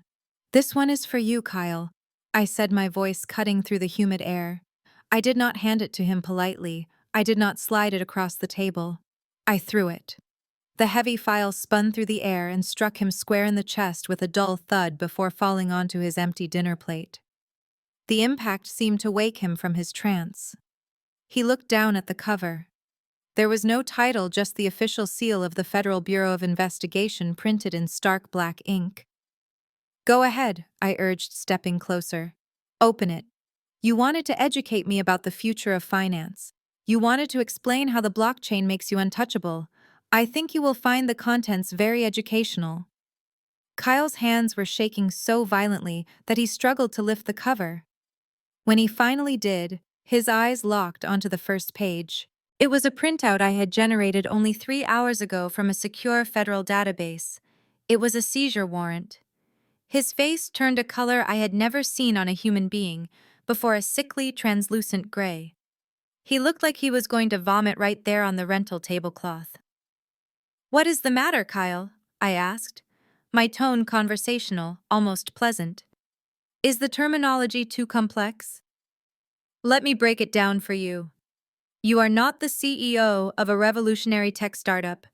You are the primary suspect in a federal investigation into a multi-state wire fraud and money laundering operation. A gasp went through the room. Uncle Marcus, who had been hanging on Kyle's every word about tax loopholes earlier, stood up, his face pale. "What is she talking about?" Kyle Marcus demanded, his voice trembling. "You said Metacoin was a sure thing. You said my 50,000 was safe." I turned to Uncle Marcus. "I am sorry, Uncle Marcus. Your 50,000 is not safe. It is not even in a crypto wallet. It is gone." I turned back to Kyle, who looked like his legs were about to give out. "Tell them, Kyle," I commanded. "Tell them what you really do. Or should I?" He could not speak. His mouth worked, but no sound came out. "I will take that as an invitation," I said. I looked around the room, making eye contact with every relative who had sneered at me, every cousin who had laughed at my Honda. "Kyle here runs what is known as a Ponzi scheme," I explained, using my lecture voice, the one I used when presenting evidence to a grand jury. "He takes money from new investors like Uncle Marcus, and instead of investing it in technology, he uses it to pay off the interest for earlier investors to keep them quiet. He also uses it to fund a lifestyle he cannot afford." I pointed to the file on the plate. "Turn to page 4, Kyle. It is the asset freeze confirmation." He did not move, so I recited it from memory. "As of 9 o'clock this morning, all assets associated with you, Jasmine, and your shell companies have been frozen by the Department of Justice. That means your bank accounts are locked. Your credit cards are dead. Even that rental Lamborghini outside the rental agency has already reported it stolen because the credit card on file was declined for the deposit an hour ago." Kyle looked at the door, his eyes darting frantically. I could see the primitive instinct to run taking over his brain. He took a step back, knocking his chair over. It clattered to the floor, a loud, jarring noise that made everyone jump. "That is a lie," he screamed, but his voice was high and thin, cracking under the weight of his fear. "She is lying. She forged these. Just like she said her dad forged the deed. She is jealous." I laughed. It was a cold, genuine laugh. "I do not need to forge anything, Kyle. I am a senior forensic accountant. I track money for a living. And do you know what I found when I looked into your accounts?" I took a step closer, driving him back until he bumped into the wall. "I found nothing. You have been bankrupt for 3 months. You have maxed out 12 credit cards in Jasmine's name. You have taken out predatory loans to pay for this party. You are not a billionaire. You are a broke con artist who is drowning in debt." I reached out and flipped the file open to a page filled with transaction logs. "Look at this, Kyle. This is a transfer of $10,000 from your business account to a site called https://www.google.com/searchq equals escapeluxury.com. That is a site that sells fake passports. You were planning to run, weren't you? You knew the walls were closing in. You were going to take whatever money you could get from my parents selling my house, and you were going to leave Jasmine behind to deal with the fallout." The room erupted. Jasmine let out a wail of disbelief, grabbing Kyle's arm. "What is she talking about? Kyle, fake passports? You said we were going to Dubai for a brand trip." Kyle shoved her off him, his facade completely crumbling. He was not the suave businessman anymore. He was a rat trapped in a cage. "Shut up, Jasmine," he yelled. "You spend money like it grows on trees." I had to do something. I watched them turn on each other, the predictable result of a relationship built on lies. But I was not done with Kyle. "There is one more thing," I said, silencing them. "The FBI knows you are here." Kyle froze. When I printed that file, it triggered an alert. I lied smoothly, though in reality I had manually tipped them off. But he did not need to know the specifics. He just needed to know that his time was up. "They know your location. They know you are a flight risk. And seeing as you are currently trespassing on my property, I have every right to hold you here until they arrive." Kyle looked at the front door. It was 50 feet away. He looked at me. He looked at the window. He was calculating the odds, his chest heaving, sweat dripping down his face and staining the collar of his white linen suit. "I would not run if I were you," I advised softly. The security guard at the gate, the one who tried to stop me, I showed him my badge on the way in. He is currently locking the main gate. There is no way out, Kyle. His knees finally gave way. He slumped against the wall, sliding down until he was sitting on the floor, clutching the green file to his chest like a shield. The room watched in horror as the man they had worshipped just an hour ago dissolved into a puddle of fear and incompetence. I looked down at him, feeling absolutely nothing. No pity, no satisfaction, just the clinical detachment of a job well done. "Happy anniversary," I said to the room. "One fraud down, 2 to go." I turned back to the table and reached for the pink file. The room was silent, terrified of what was coming next. They realized now that the box was not a gift, it was a weapon, and I had plenty of ammunition left. Kyle sat huddled on the floor, a broken man clutching his indictment like a security blanket, but the silence that followed was not one of pity. It was the silence of a pack of wolves, realizing there was another wounded animal in the clearing. I turned my gaze slowly, deliberately toward my sister Jasmine, the golden child, the influencer, the lifestyle coach who claimed to manifest wealth through positive thinking and hashtags. She was standing by the table, her hands trembling as she clutched her champagne glass, the liquid inside rippling with her fear. She looked at Kyle with disgust, trying to physically distance herself from him, inching away as if failure were a contagious disease she could catch. "I didn't know," Jasmine stammered, looking at our parents and the stunned guests. Her voice was high and breathless, a performance of innocence she had perfected over 3 decades. "I had no idea he was doing that. I am a victim here too. He lied to me. He used me." She looked at me, her eyes pleading for a lifeline, thinking that maybe I would spare her because we shared blood. "Sophia, you believe me, right?" she asked, tears welling up in her eyes on command. "You know I would never be involved in anything illegal. I have my own brand. I have my own money. I am a businesswoman." I stared at her, and for a moment I remembered us as children. I remembered how she would break a vase and put the pieces in my bed so I would get blamed.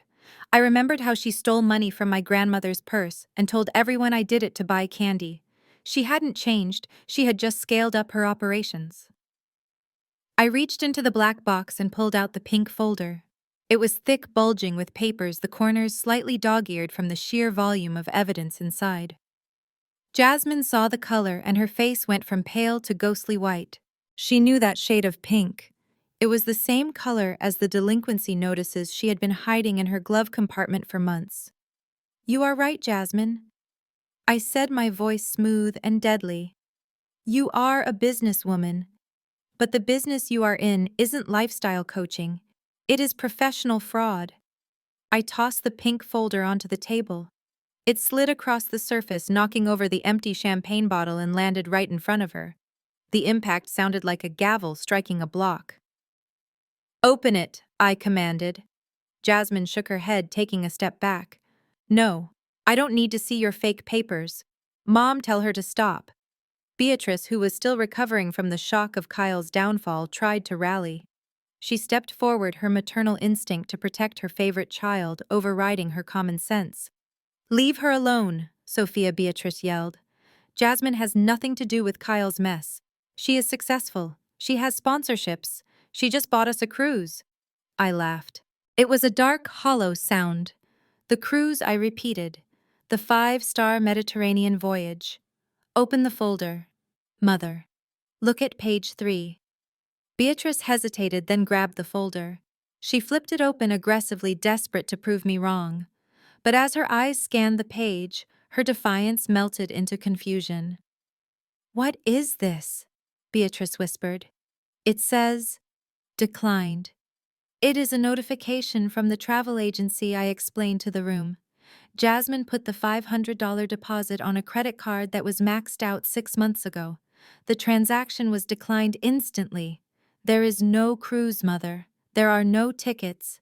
There is just a pretty brochure she picked up for free to buy your affection for the night. Jasmine let out a sob. I was going to fix it. I was waiting for a brand deal to clear. There are no brand deals, Jasmine. I cut her off. I turned to the guests, raising my voice so everyone could hear the autopsy of her lie. My sister claims to be an influencer with 1 million followers, but if you look at the forensic analysis of her social media accounts on page 10, you will see that 80% of those followers are bots bought from a click farm in Russia. Her engagement is fake, her comments are automated. She has zero income from Instagram, not a dime. I pointed at the shimmering gold dress she was wearing. That dress! It still has the security tag on the inside hem because she planned to return it tomorrow. I spoke to the manager at Neiman Marcus this morning. They are watching the security footage of her shoplifting earrings as we speak. Jasmine gasped, clutching her chest. You are a liar. You are just jealous because I am beautiful and you are nothing. I ignored her tantrum and pointed to the window where the lime green sports car sat. And the Porsche. The one she drove here to impress you all. It is a rental just like Kyle's. But unlike Kyle, she didn't use company money. She used a loan shark. I walked over to the table and flipped the folder to a section marked with red sticky notes. These are high-interest payday loans, I said, tapping the paper. 12 of them, all taken out in the last 6 months. She owes over $40,000 to predatory lenders who are currently blowing up her phone. That is why she has been checking it every 30 seconds. She is terrified they are going to show up here. The room was buzzing with whispers. Cousins were pulling out their phones, likely unfollowing Jasmine in real time. But I wasn't done. I had saved the worst for last. The thing that would sever the bond between mother and golden child forever. Beatrice looked at Jasmine, her expression a mix of heartbreak and denial. Jasmine, is this true? Are you really in debt? Jasmine cried, mascara running down her cheeks. Mom, it is just a cash flow problem. I am an entrepreneur. You know how it is. I just needed a bridge loan. I stepped between them. It is not just debt, Mother, I said softly. It is theft. I turned the folder to the very last page. It was a credit report. But it wasn't Jasmine's credit report. The name at the top was Beatrice Vance. Mom, I said, looking her in the eye. Do you remember when you lost your wallet last Thanksgiving, and Jasmine found it for you 2 days later? Beatrice nodded slowly. Yes, she found it in the couch cushions. She didn't find it, I said. She stole it. And she copied your social security number and your driver's license. I tapped the credit report. Look at this list, Mother. 5 credit cards opened in your name in the last 6 months. The total balance is $85,000. She maxed them all out. She bought that fake Birkin bag with your credit. She paid for her lip injections with your credit. She has been living like a queen by destroying your financial future. Beatrice looked at the paper. She saw the list of banks: Chase, Amex, Discover. She saw the balances: 15,000, 20,000, 30,000. She saw the dates. They matched the times Jasmine had come over for dinner, the times Jasmine had hugged her and told her she loved her. The realization hit her like a physical blow. Beatrice stumbled back, gripping the edge of the table to keep from falling. She looked at Jasmine, her precious, perfect daughter, with a look of absolute horror. You stole from me," Beatrice whispered, her voice trembling. Jasmine wiped her eyes, her face hardening. "I didn't steal, I borrowed it. I was going to pay it back once Metacoin took off. I did it for us, Mom. I did it so we could look good. You always said appearance matters. You said we had to look rich. I was just doing what you taught me." Jasmine pointed a finger at Beatrice, screaming now. "You pushed me to be this way. You told me to find a rich husband. You told me to buy expensive clothes. You told me Sophia was a loser because she worked a boring job. Well, I tried, Mom. I tried to be the star you wanted. So don't look at me like that. This is your bill too." The silence that followed was heavy and suffocating. Beatrice looked from the credit report to her daughter, seeing her own vanity reflected back at her in the most twisted, destructive way possible. She had created a monster, and that monster had just eaten her retirement fund. I closed the pink folder. "She has a point, Mother," I said calmly. "You wanted a golden child. You wanted someone who valued image over substance. Well, congratulations. You got exactly what you asked for, a daughter who is all shine and no gold. And now, thanks to her, your credit score is lower than your IQ." I stepped back, leaving them in the wreckage of their own making. Kyle was broken on the floor. Jasmine was exposed as a thief. And Beatrice was realizing that the daughter she idolized was the one who had stabbed her in the back. I turned to the final stack of papers on the table. The blue folder. The deed. The house. It was time for the final blow. It was time to remind them who really owned the stage they were standing on. I stood on the top step of the porch, the humid Atlanta air filling my lungs, but I did not walk to my car just yet. The show had a grand finale, and I was the director. I reached into my pocket and pulled out my phone, unlocking the screen to see a text message from the lead agent I had been coordinating with for the past week. It was a simple thumbs-up emoji. I looked up at the sky, counting down silently in my head. 3, 2, 1. The silence of the wealthy neighborhood was shattered by the wail of sirens. It started as a distant whine, growing louder and more piercing with every second until it was a deafening roar that vibrated in my chest. Blue and red strobe lights erupted from the end of the long driveway, washing over the manicured lawn and the rented luxury cars in a chaotic, disorienting rhythm. One by one, unmarked black SUVs and marked police cruisers tore up the pavement, screeching to a halt in a formation that blocked every possible exit. I turned back toward the open door of the house. The guests inside were frozen, their faces bathed in the pulsating emergency lights that flooded through the large bay windows. The party was officially over. A team of federal agents in windbreakers emblazoned with FBI moved with practiced efficiency, flanked by uniformed sheriff deputies. They did not knock. They stormed up the steps, bypassing me with a nod of recognition, and flooded into the foyer.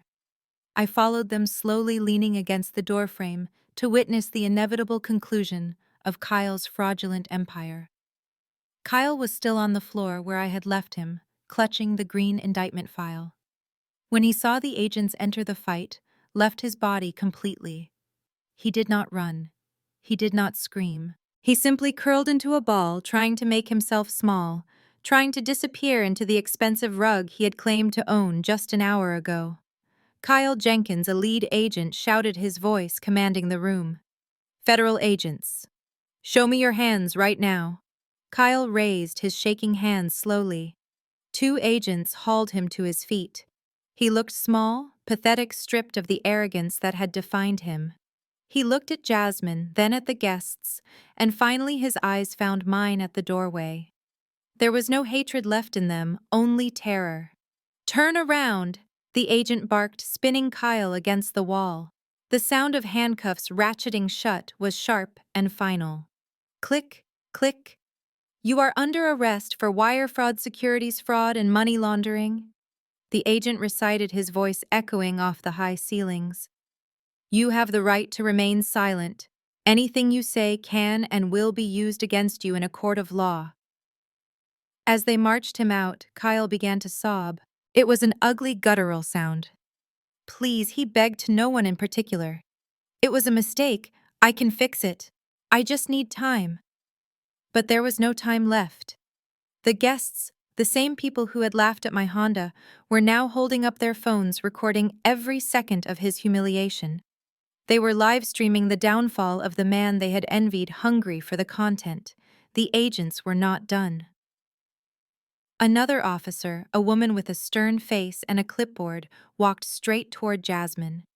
My sister was standing by the buffet table, looking like a deer in headlights, clutching her fake Birkin bag as if it could protect her. "Jasmine Vance?" the officer asked. Jasmine nodded, unable to speak. Her face streaked with mascara tears. The officer handed her a thick envelope. It was not handcuffs, not yet, but it was the next best thing. "This is a court summons," the officer stated flatly. You are being named as a person of interest in a federal investigation regarding identity theft and credit card fraud. You are ordered to surrender your passport immediately. Do not leave the state of Georgia. If you fail to appear at the hearing on Tuesday, a warrant will be issued for your arrest. Jasmine stared at the paper in her hands. The word, summons, was printed in bold block letters. She looked at the guests filming her. She looked at her perfect life crumbling into dust. Mom Jasmine wailed, turning to Beatrice. Do something. They are ruining my reputation.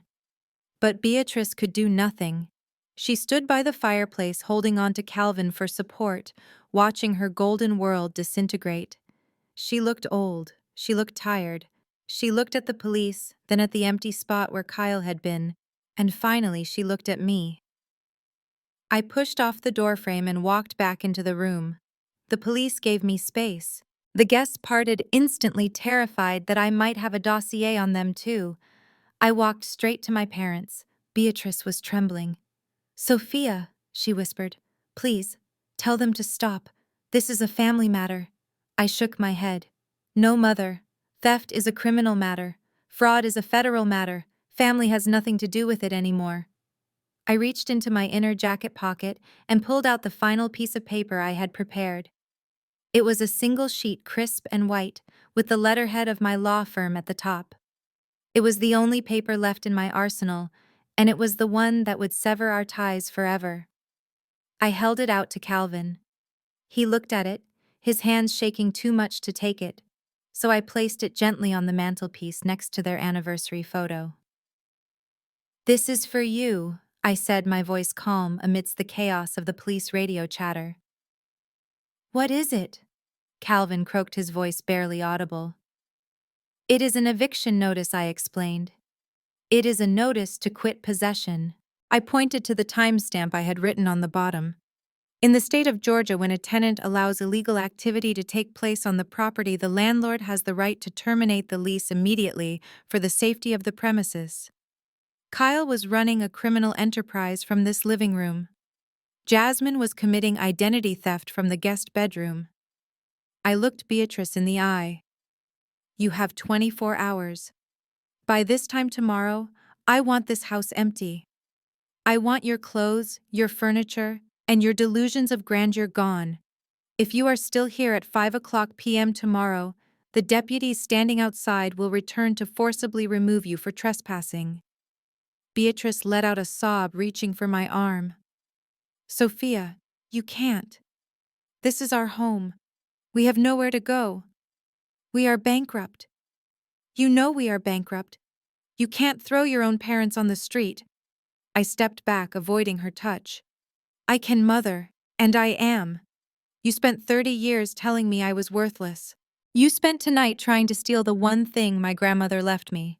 You made your choice. You chose the fake son-in-law. You chose the liar. You chose the image over the reality. I gestured around the room at the police, at the crying sister, at the handcuffed man being shoved into a cruiser outside. This is the reality you chose. I am just balancing the ledger. I turned my back on them. I walked through the foyer, past the stunned guests, who were now silent, realizing that the black sheep was the wolf who had eaten them all. I walked out onto the porch and down the steps. The blue lights danced across my skin. I walked past the rental Rolls-Royce that would soon be repossessed. I walked past the tow truck that was already backing up to hook the Lamborghini. I got into my 2012 Honda Civic. I started the engine. It purred to life, reliable and real. As I pulled away, I looked in the rearview mirror one last time. I saw my mother and father standing in the doorway, framed by the flashing lights of the police cars, looking out at the darkness. They were alone. They were exposed. And for the first time in my life, I was free. I drove down the winding driveway, leaving the sirens and the screams behind. I did not turn on the radio. I just listened to the sound of the tires on the pavement, driving toward a future that belonged only to me. 6 months have passed since the flashing blue lights faded from the driveway of the estate on Oakwood Drive, And sometimes it feels like that chaotic night belonged to a different lifetime entirely. I am standing on the balcony of my new penthouse on the 45th floor of the Sovereign Building in downtown Atlanta. The wind up here is cooler, cleaner, and carries the scent of rain washing over the city. Below me, the cars are just streams of light moving through the veins of the city, silent and distant. It is quiet up here. It is the kind of silence I used to dream about when I was living in the guest room of my own house, listening to my parents scream about money and status. This silence does not feel empty. It feels like victory. On the mahogany desk inside my home office sits a framed copy of this month's Forbes magazine. My face is on the cover. I am wearing the same black suit that my mother called a funeral outfit, but the editors didn't seem to mind. The headline reads, "The Forensic Hunter: How Sophia Vance is Redefining Corporate Justice." It is ironic that the very thing my family mocked me for my obsession with details, my rigidity, my refusal to bend the rules, is the very thing that has catapulted me into the national spotlight. Since the news of how I dismantled a Ponzi scheme at a family party broke, my firm has been overwhelmed. We are turning away clients. I have hired 5 new investigators and doubled the salary of my assistant. The bookkeeper is doing just fine. But success is sweetest when you know exactly who is not sharing in it. I have kept tabs on them, of course, not out of love, but out of a professional habit of tracking liabilities. Kyle Jenkins did not get his moon landing. The federal justice system moves surprisingly fast when the evidence is delivered in a color-coded box by a witness who knows exactly where the bodies are buried. He pleaded guilty to 3 counts of wire fraud and 1 count of securities fraud to avoid a 20-year sentence. He is currently serving 8 years in a federal correctional facility in Florida. I heard through a contact at the bureau that he works in the prison kitchen now. The man who refused to touch a door handle without a sanitizer wipe is now scrubbing grease traps for 12 cents an hour. His linen suits have been replaced by a standard-issue orange jumpsuit that definitely was not tailored in Milan. He sends me letters sometimes. I never open them.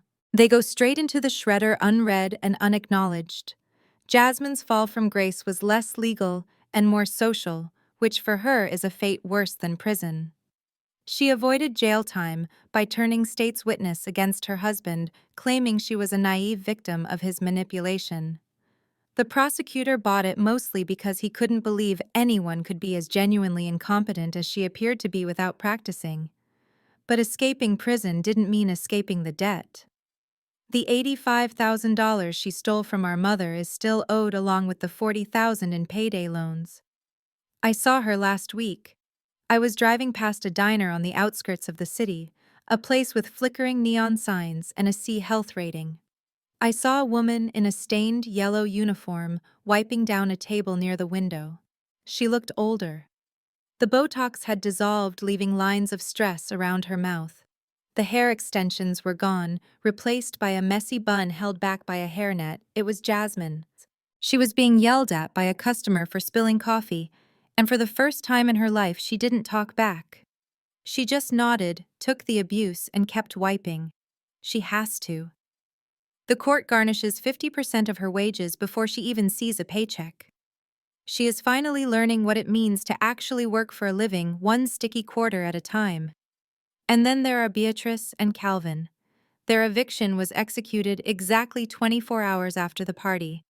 My security team arrived at 8 in the morning. They didn't find them packing. They found them sitting in the living room waiting for a miracle that never came. They left with 4 suitcases and a box of silverware that my security chief made them put back because it was listed on the inventory of the estate. They live in a 300-square-foot studio apartment in a dilapidated building near the airport now. It is all they can afford on their Social Security checks. The country club membership is gone. The leased cars were repossessed the day after the party, but the true punishment for Beatrice isn't the poverty. It is the irrelevance. Aunt Patrice, who has suddenly decided she wants to be my best friend and calls me weekly to gossip, told me about their new life. She said Beatrice tries to tell the neighbors in her building that she used to be wealthy. She hangs out in the communal laundry room trying to hold court with people who are just trying to wash their work clothes. She tells them stories about her rich daughter. But she doesn't brag about Jasmine anymore. She brags about me. She bought a copy of Forbes with her grocery money and shows it to strangers saying, "That is my Sophia. I raised her to be tough." She takes credit for my success rewriting history to make herself the hero who forged me in fire. It is a pathetic, desperate attempt to cling to a shred of status. The old friends they tried so hard to impress at the anniversary party have all ghosted them. No one wants to be associated with the parents of a convict and a fraud. They are social pariahs isolated in a cramped room with thin walls, forced to listen to each other's breathing, and the constant reminder of what they threw away. I turn away from the city view and walk back into my living room. It is spacious, filled with modern art and furniture that I bought with my own money. There are no rental tags on the drapes here. There are no fake flowers. Everything is real. Everything is solid. I pour myself a glass of vintage wine, a bottle that costs more than the monthly rent of my parents' new apartment. I sit on the velvet sofa and take a sip, letting the rich, complex flavor settle on my tongue. I am 32 years old. I am alone in this massive penthouse, but for the first time in my life, I am not lonely.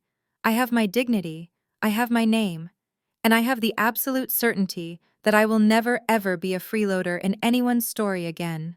The black sheep has not just left the flock. She has bought the farm, evicted the wolves, and built a castle on the hill. And the view from here is absolutely magnificent. The vibration of my phone against the marble countertop was a harsh, mechanical intrusion into the serenity of my evening. It was a Tuesday, late enough that business calls should have ceased, but early enough that the city lights outside my window were just beginning their nightly dance. I was standing in the kitchen of my penthouse, uncorking a bottle of Cabernet that had been breathing for the last hour. The label was French. The vintage was rare, and I had bought it simply because I could. I poured the dark red liquid into a crystal glass, listening to the glug and swirl, ignoring the persistent buzzing of the device on the island. I glanced at the screen. Unknown caller. I usually let these go to voicemail. My assistant handles the press and my lawyers handle the threats. But something about the persistence of the ringing, the way it started and stopped and then started again, immediately triggered a familiar instinct. It was the rhythm of desperation. It was the frantic, erratic tempo of someone who had run out of options. I knew who it was before I even slid my thumb across the screen. I had blocked their numbers on every platform, blocked their emails, and even flagged their names with the building security to ensure they could never step foot in the lobby. But scammers always find a new number. It is the nature of the parasite to seek a new way into the host. I picked up the phone and pressed answer, but I did not speak. I simply held the device to my ear and waited. I listened to the frantic breathing on the other end, the sound of background traffic, the unmistakable static of a cheap, prepaid phone plan. Sophia. Is that you, Sophia? Please don't hang up. The voice was unrecognizable at first. It was cracked, hoarse, stripped of all the polish and pretension that had defined Beatrice Vance for decades. It sounded like an old woman. It sounded like a stranger. I took a slow sip of my wine, letting the silence stretch. I wanted her to feel the distance between us. I wanted her to feel the weight of the months of silence. "It is your father," Beatrice rushed on, the words tumbling out in a panic that felt rehearsed. "It is Calvin. He collapsed. We are at the emergency room. They say it is his heart. They say he needs a procedure right now tonight, or he is not going to make it. But we don't have insurance. You know we lost the insurance when the assets were seized. They won't operate without a deposit. Sophia, please, it is $5,000. Just 5,000. That is nothing to you.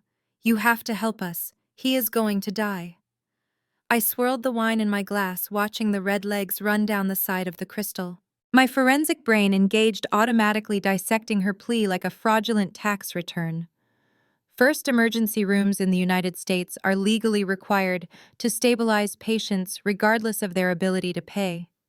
If Calvin were truly dying, they would be operating, not asking for a deposit. Second, $5,000 was a suspiciously round number. It was the exact amount needed to put a deposit on a rental apartment in the city, or perhaps to buy a used car to replace the ones they lost. She was lying. She was using the hypothetical death of her husband as a lever to pry open my wallet. It was a low tactic even for her. I walked over to the window looking out at the skyline. I pressed the speakerphone button so I wouldn't have to hold her voice so close to my head. I am sorry to hear that I said my voice cool and detached. If it is a medical emergency, I can call the hospital administration directly and have them send the bill to my legal team for review. Which hospital are you at, Beatrice? There was a pause on the other line, a hesitation. The scam had hit a wall of logic. We are at Grady, she stammered. But there is no time for reviews. They need cash. They need a credit card over the phone. Just give me the number. Sophia, I will write it down. I smiled into the reflection of the glass. Grady Memorial is a public hospital. They do not turn people away, and they certainly do not demand credit card numbers over the phone for life-saving surgery. You are lying, Mother, I said simply. The line went silent for a moment, and then the pretense dropped. The weeping grandmother act vanished, replaced by the bitter, sharp-edged woman I remembered. Fine, she snapped, her voice rising in pitch. Fine. He is not dying, but we are. Do you know how we are living? Do you know what it is like to sleep on a mattress on the floor with cockroaches? Do you know what it is like to eat canned beans every night? We are your parents. We raised you. We sacrificed for you, and you are sitting up there in your ivory tower swimming in money while we rot. I walked out onto the balcony, the night wind catching the silk of my blouse. The city air was crisp. You are describing the consequences of your own actions, Beatrice, I said. You committed fraud. You stole. You squandered every opportunity I gave you. This is not my doing. This is gravity. Sophia, listen to me, she pleaded, switching tactics again, trying to find an emotional hook. I know you. I know my daughter. Underneath all those suits and that cold exterior, you are still my little girl. You have a good heart. You are not cruel. You loved us once. I know you still love us. You can't just turn off your feelings like a light switch. You are the one who saved us 10 years ago. That is who you are. You are a savior. Please, just this once, just help us get back on our feet. We will never ask for anything again. I promise. She was good. I had to give her that. She knew exactly where the old wounds were. She knew that for 30 years my entire existence had revolved around trying to prove I was good enough, trying to buy their love with my competence, trying to be the savior she claimed I was. She was betting that the little girl who craved approval was still in there desperate for a crumb of validation. But she was betting on a ghost. I looked down at the street 45 stories below. The cars looked like toys. The people looked like ants. From this height, the past looked very small. I took a deep breath, inhaling the scent of the city and the expensive wine. I felt absolutely nothing for the woman on the phone. No anger, no sadness, no guilt. Just a mild inconvenience that I was about to correct. I am sorry, madam, I said, my voice polite and final as if I were speaking to a telemarketer. What? Beatrice asked, confused. What do you mean? I mean you have made a mistake, I continued. You are looking for Sophia the Savior, Gisa. You are looking for the girl who wanted your approval. You are looking for the daughter who thought she owed you her life. I paused, letting the silence hang heavy between us. But you have the wrong number. Sophia. Stop it, Beatrice cried. Stop playing games. I am not playing, I said softly. That Sophia died on the night of your anniversary. You killed her when you called her a freeloader. You killed her when you slapped her. The person you are speaking to now is a stranger. And strangers do not give you $5,000. Sophia, don't you dare hang up on me. I am your mother. You owe me goodbye. Beatrice, I said. I tapped the red icon on the screen. The screaming stopped instantly. The silence rushed back in, filling the penthouse, but this time it was richer, deeper. I tapped the info button next to the number and selected block caller. Then, for good measure, I went into my settings and changed my number entirely, a process I had initiated with my carrier earlier that day. It was done. The last line was cut. I walked back inside and set the phone down on the desk. I picked up my wine glass and walked over to the floor-to-ceiling windows that overlooked the sprawling metropolis of Atlanta. The city was alive, pulsing with energy, a million stories being written in the lights below. My story was no longer written by them. It was no longer defined by their debts, their lies, or their conditional love. I had balanced the ledger. I had closed the case. I raised my glass to the reflection in the window. The woman staring back at me was strong. She was successful. She was whole. She was wearing a suit that she paid for, standing in a home that she owned, living a life that was finally undeniably hers. To the freeloader, I whispered to the empty room, "May she rest in peace." I took a long drink of the wine. It tasted like blackberries and oak. It tasted like victory. It tasted like freedom. I looked out at the horizon where the lights of the city met the darkness of the sky. I smiled, and then I reached out and turned off the lamp on my desk, plunging the room into darkness, leaving only the city lights to guide me into my future. My journey taught me that shared blood does not guarantee loyalty. For years, I internalized their insults, believing I was a burden simply because I refused to participate in their shallow facade. But the moment I stopped auditioning for a role in their theater of lies, I discovered my true power. We often fear losing family, but sometimes letting go of toxic ties is the only way to save yourself. You are not defined by the labels placed on you by insecure people. Your worth is inherent. Your success is yours to own, and peace is worth every price you pay.